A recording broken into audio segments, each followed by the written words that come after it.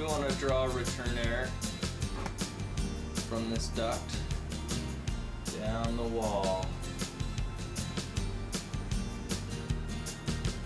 and onto the other side to draw return air from that room.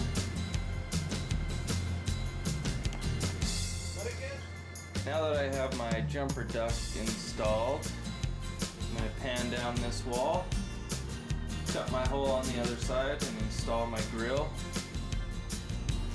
Looks pretty good. Okay, now I pan down my wall.